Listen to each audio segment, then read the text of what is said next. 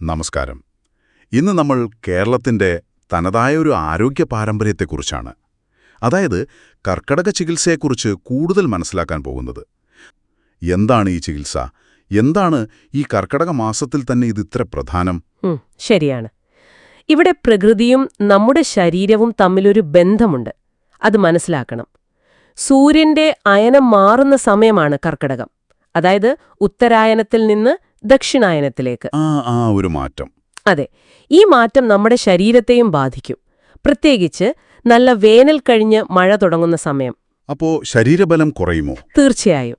ശരീരബലവും പിന്നെ പ്രധാനമായിട്ട് ദഹനശക്തിയും. നമ്മൾ ആയുർവേദത്തിൽ അഗ്നി എന്ന് പറയില്ലേ, അതും പൊതുവെ കുറഞ്ഞിരിക്കും. ഓക്കെ. അപ്പൊ അതുകൊണ്ടാണോ ഈ സമയത്ത് ചികിത്സ ഫലിക്കുന്നത്?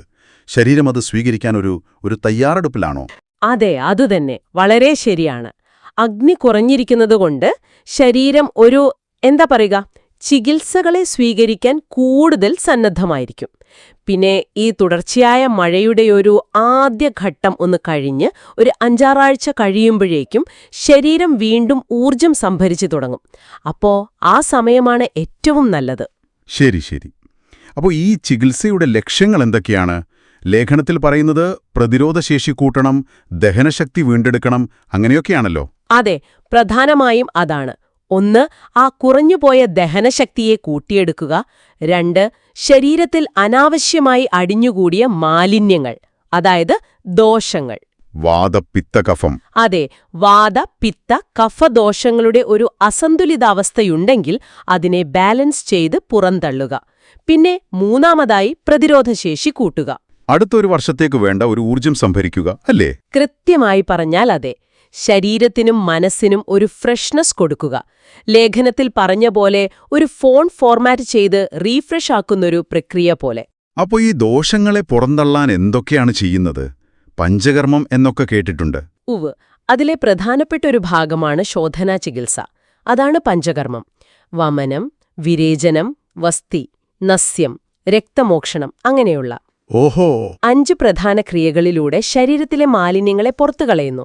പക്ഷേ അതിനു മുൻപ് ശരീരം തയ്യാറെടുക്കണ്ടേ? വേണം. അതിനുവേണ്ടിയാണ് ഈ സ്നേഹപാനം, അതായത് നെയ്യൊക്കെ ഉള്ളിൽ കഴിപ്പിക്കുന്നത്.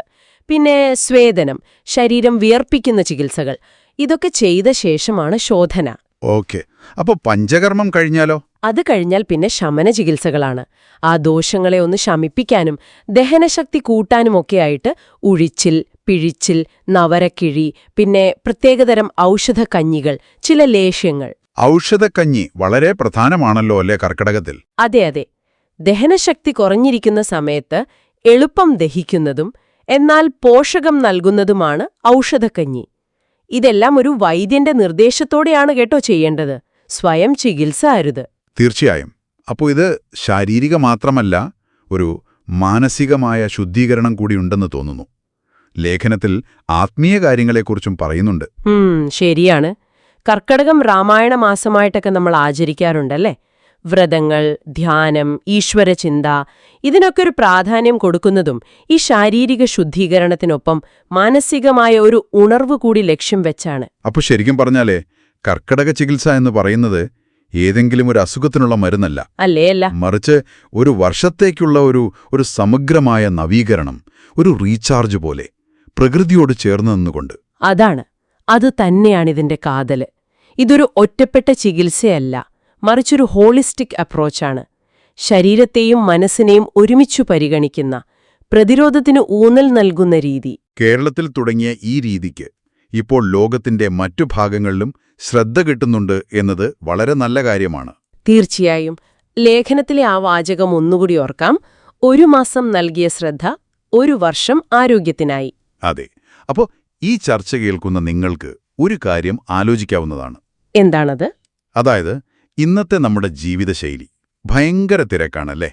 നമ്മള് പ്രകൃതിയുടെ ആ ഒരു സ്വാഭാവിക താളത്തിൽ നിന്നൊക്കെ ഒരുപാട് മാറിപ്പോയി. ശരിയാണ്.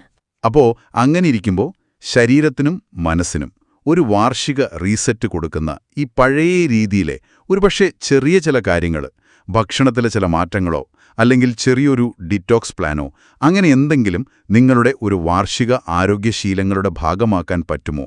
അതൊന്ന് ചിന്തിക്കുന്നത് നന്നായിരിക്കും.